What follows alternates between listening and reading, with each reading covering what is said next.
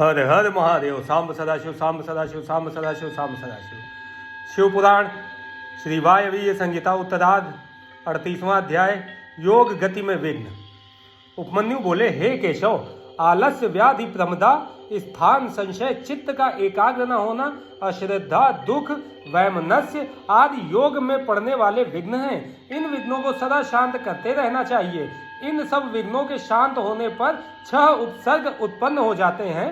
प्रतिमा, श्रवण, वार्ता, दर्शन, आस्वादन, वेदना आदि भोग के विषय हैं।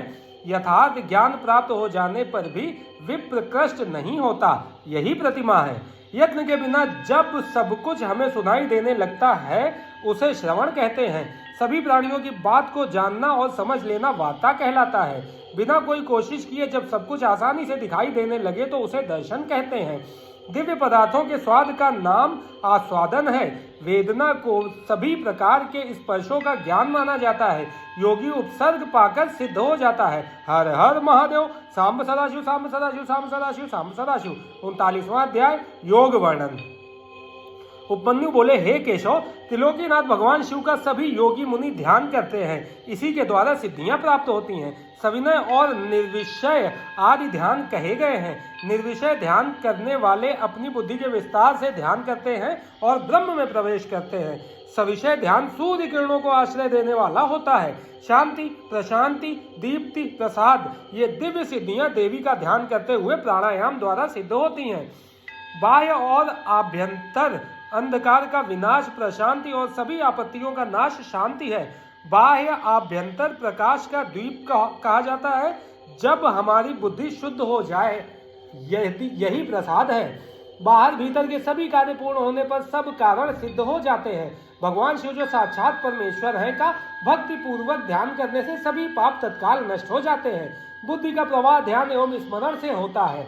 समस्त ऐश्वर्य, अणिमा आदि सिद्धियां एवं मुक्ति भगवान शिव का स्मरण एवं ध्यान करने से मिलती हैं।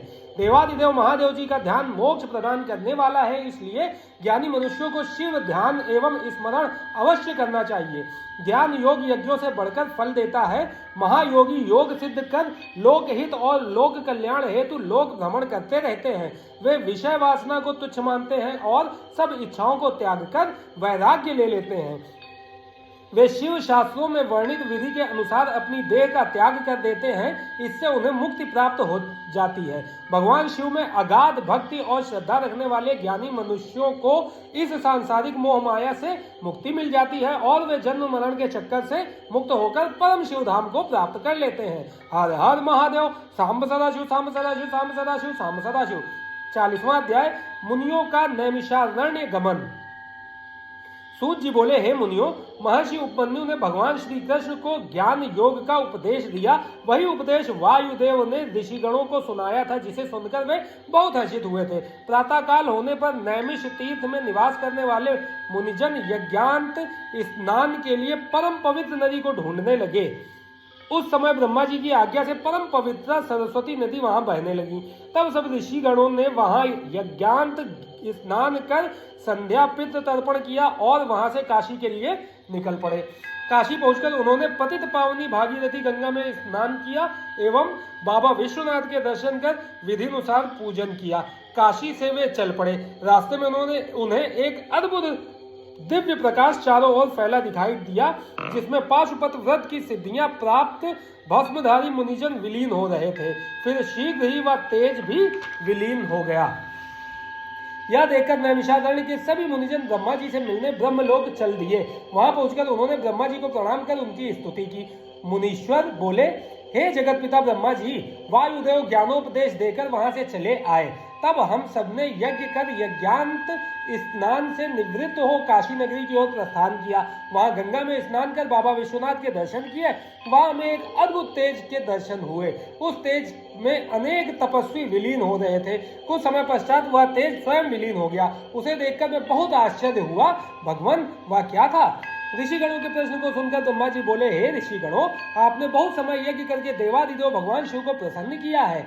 उस दिव्य तेज में प्रवेश करने वाले पाशुपत व्रतधारी मुनि थे। उसके दर्शन का यही अर्थ है कि आपको शीघ्र ही दिव्य लोक की प्राप्ति होने वाली है। इसलिए आप मोक्ष प्राप्त करने हेतु पाशुपत व्रत धारण करें। अब आप सब यहाँ से सुमेरु पर्वत पर चले जाएं। वहां सनत कुमार जी आपके आगमन की प्रतीक्षा कर रहे हैं। वे पूर्व में अपने अहंकार के कारण मिले शाप से मुक्ति पाने के लिए वहां तपस्या कर रहे हैं। वहां उन्हें ज्ञान प्राप्त होगा। हर हर महादेव। सांब सदाशिव, सांब सदाशिव, सांब सदाशिव, सांब सदाशिव। 41वां अध्याय, मुनियों को मोक्ष। सूत जी बोले, हे मुनीश्वर, ब्रह्मा जी के वचन सुनकर ऋषिगण उन्हें प्रणाम कर सुमेरु पर्वत पर चले गए। वहां उन्होंने पर्वत शिखर पर एक सुंदर तालाब की उत्तर दिशा में तपस्या करते सनत कुमार जी को देखा। मुनि उन्हें प्रणाम कर उनके पास बैठ गए। सनत कुमार जी ने आंखें खोलकर अपने पास बैठे मुनियों को देखकर उनसे प्रश्न किया, हे ऋषिवर, आप कौन हैं और यहाँ क्या कर रहे हैं? यह सुनकर ऋषिगणों ने सारी बातें उन्हें बता दी। उसी समय नंदीश्वर भी वहां आ गए। नंदीश्वर को अपने सामने पाकर सभी मुनियों और सनत कुमार जी ने आसन से उठकर उन्हें दंडवत प्रणाम किया और हाथ जोड़कर प्रणाम करने लगे। सनत कुमार जी बोले, हे नंदीश्वर, इन मुनियों ने जो कि नैमिषारण्य में निवास करते हैं 10,000 वर्षों तक यज्ञ किया है, उस महायज्ञ के समाप्त होने पर ब्रह्मा जी ने इन्हें आपकी शरण में भेजा है। आप इनका कल्याण करें और इन्हें दिव्य अद्भुत ज्ञान प्राप्त करें। सनत कुमार जी के वचन सुनकर नंदीश्वर ने अपनी कृपा दृष्टि ऋषिगणों पर कर दी। नंदीश्वर ने परम दिव्य शिव तत्व का उपदेश उन्हें दिया। तब उपदेश देकर वे बोले, यह परम ज्ञान धर्म, अर्थ, काम और मोक्ष सभी प्रदान करने वाला है। अब आप मुझे जाने की आज्ञा प्रदान करें। यह कहकर नंदीश्वर वहां से चले गए। इसके पश्चात सभी ऋषिगण प्रयाग तीर्थ चले गए और वहां उन्होंने अपना महान योग पूरा किया। योग पूर्ण होने पर उन्हें ज्ञात हुआ कि कलयुग आ रहा है। यह देखकर वे नैमिषारण्य मुनि काशी चले गए। वहां मुक्ति की कामना करते हुए उन्होंने पाशुपत व्रत धारण किया। उनकी सिद्धि सफल हुई और वे शिव पद को प्राप्त हुए। श्री व्यास जी बोले, इस प्रकार यह शिव पुराण पूर्ण हुआ। इस शिव पुराण को आदर पूर्वक पढ़ने अथवा सुनने से सभी पाप नष्ट हो जाते हैं। इसे प्रथम बार पढ़ने या सुनने से सारे पाप भस्म हो जाते हैं। दोबारा श्रवण से भक्तिहीन को भक्ति व भक्त को भक्ति की समृद्धि प्राप्त होती है। तीसरी बार श्रवण करने से मुक्ति मिल जाती है। अपनी मनोकामना पूर्ण करने हेतु इसका 5 बार पाठ करना चाहिए। प्राचीन काल में शिव पुराण का 7 बार पाठ कर अनेक राजाओं, ब्राह्मणों और वैश्यों ने साक्षात शिव दर्शन किए।